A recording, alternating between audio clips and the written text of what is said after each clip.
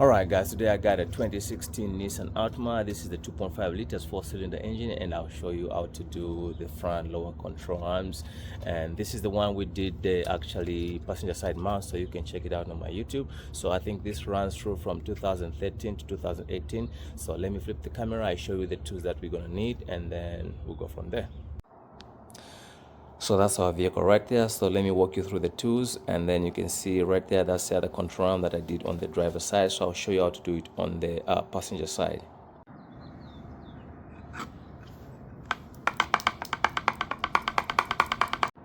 So these are the tools we're gonna need. We're gonna need the hammer, we're gonna need a long pry bar, a medium pry bar, and then we're going to use the rigid impact wrench. And we got the 1/2 inch 21mm socket, we got the 3/8 21mm long socket, 18mm 3/8 long socket, and then we got the 21mm wrench, cutter pliers, we got the 18mm wrench, we got the 1/2 inch ratcheting wrench, we got ourselves a flathead screwdriver, we got the Milwaukee 3/8 jack stand, the chalk, and then we got the mat to protect our knees, and then we got the floor jack right there. So safety first, we'll start by choking the vehicle just like so. And like I said, it's the Altima and it's the SR trim. So right now I'm going to jack up the vehicle, secure it with the jack stand, and still get support from the jack. And then we're going to take off the 5 21mm lug nuts using the rigid impact wrench with our 21mm socket right there.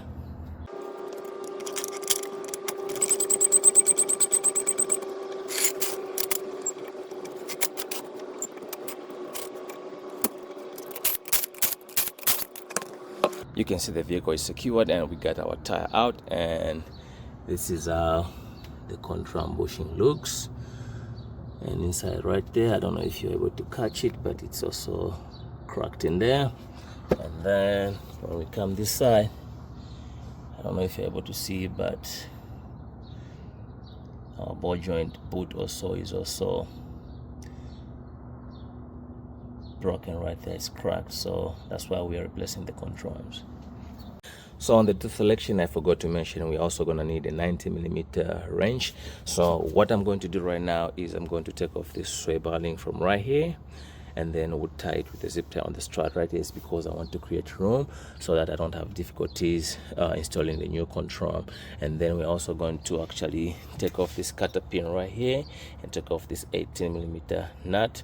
Use a hammer to separate the tie rod from the knuckle, and then also need more room so that this control arm goes in pretty much easy.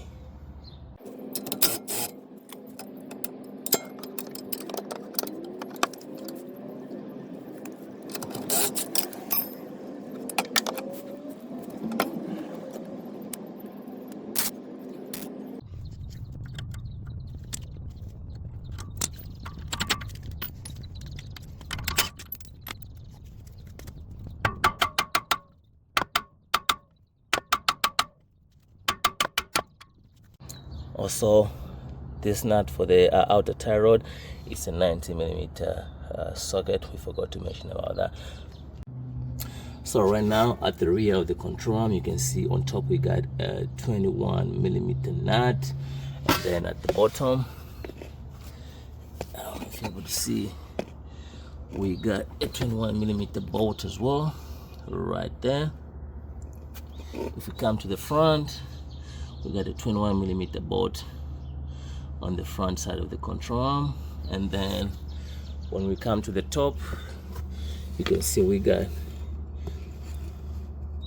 a power steering line right there, and on top of it you can see on the side is a 21mm nut.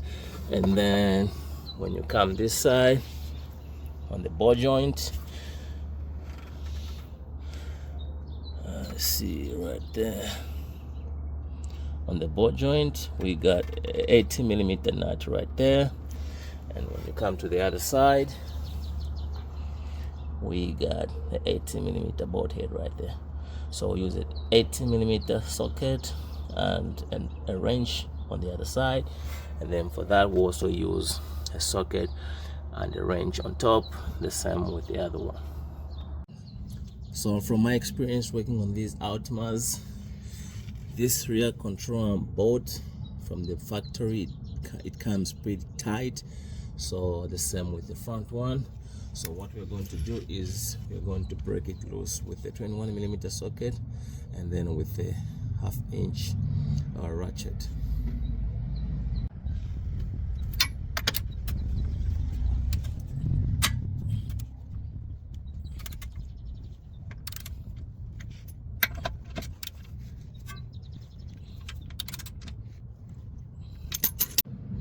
So since we broke them loose, we use a wrench on top, and then we use the impact wrench with the 21mm socket.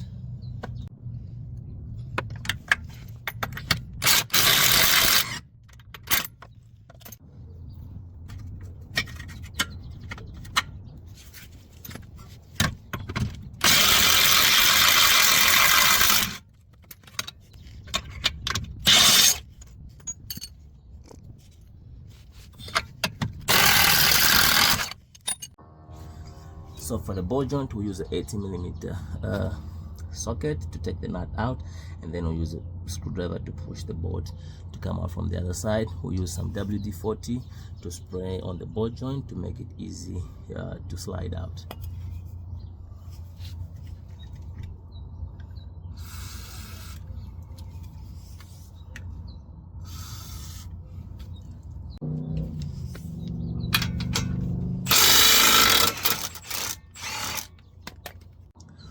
So it's spinning on the other side, so I'll use a wrench to hold it from the other side, like so, and then we'll take the nut out.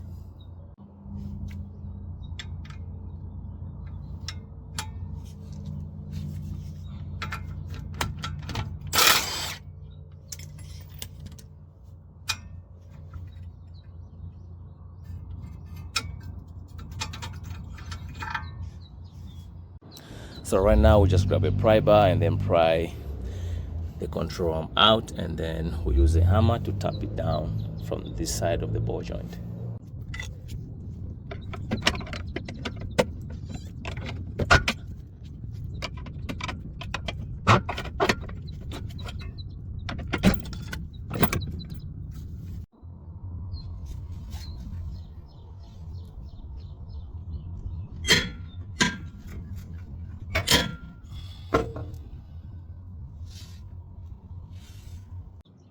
So we got the control arm out. Let me show you how bad it is. You can see right here, you got a crack right here, and when you use the screwdriver, you can see how it is opening. If you look at this bushing right here, it's got a crack, not very deep like the other one, but definitely when you do this, you can see it's opening up. And when we come to the ball joint, this is completely short. And now we got the new one. You can see I am actually struggling to move the ball joint. I'm using a lot of force. That's a good one. I'll show you the bushing right here. Intact, no crack. The major bushing also intact, no crack. So side to side they look exactly the same. I did the driver side, it's fitting, so definitely this is the right one as well. So customer provided a part. I don't know where you got the parts from, but that's the part number right there for the passenger side, and this is the part number for the driver's side. I'm not too sure, but the packaging looks like he got the parts from Amazon. It's a kit he wants me to replace, also the sway bar links and the outer tie rod. So definitely let me go ahead and put this control back in, and pretty much replacing that one or putting that one back on is the reversal of how it came out. So let me set it up and then we'll go from there. So not having the sway bar link leaning right there and the outer tie rod moving freely, it gives you enough room for you to slide the control arm pretty easy. If you have these in the way, you'll struggle a little bit. So I like setting the back first, and then set the front, and then the ball joint last.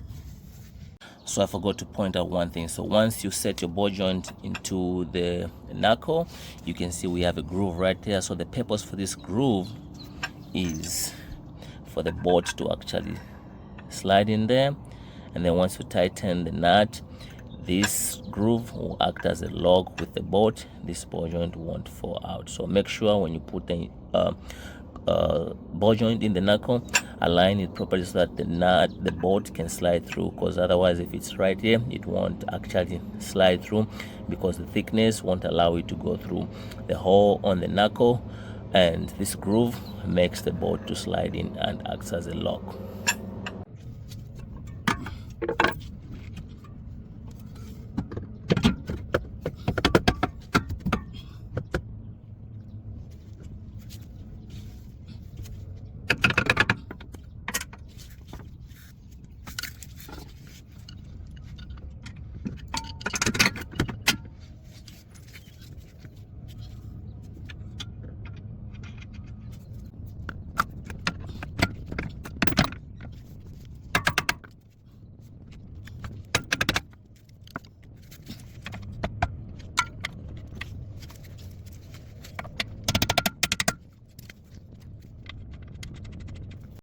So right now I've secured the rear one. You can see the nut is secured right there, and the bolt on the front as well. So now it's time to secure this guy. Make sure you don't rip off this bolt for the ball joint, otherwise it will defeat the purpose. So you have to be very careful. I've done that before, and that's why I'm saying so, and that's why I learned how to take the sway bar link off the way, the tie rod off the way, so that I can play with those two easily.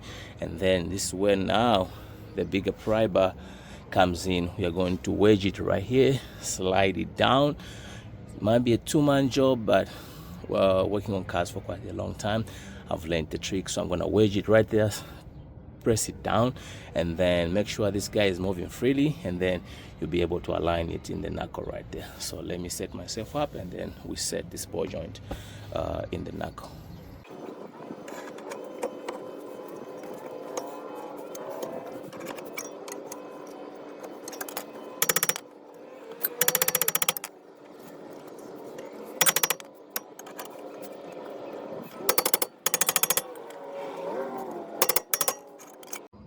So right now we got our ball joint in, and make sure the groove is aligned. So the only way you tell that the groove is aligned, if the bolt goes through, we are good to go. If it doesn't go through, you need to do some adjustments.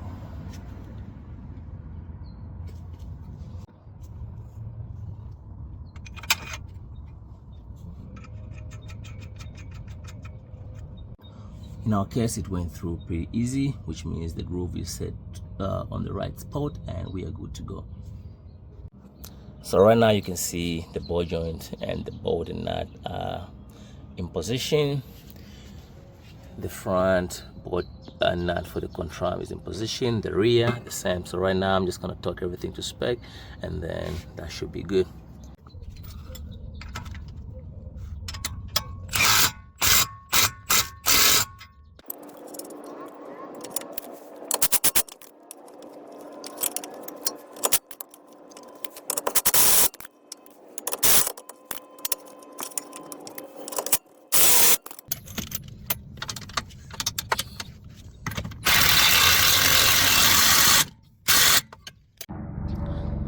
Alright guys, so you can see we got our control back on, and pretty much that's all it takes. So I'll be making two separate videos. I've done the sway bar link this side, but I'll make a separate video on how to replace the sway bar link and then the outer tie rod. So check out for those two videos. And right now what's remaining is just putting the wheel back on, lower the vehicle, torque it to spec, and then we'll go from there.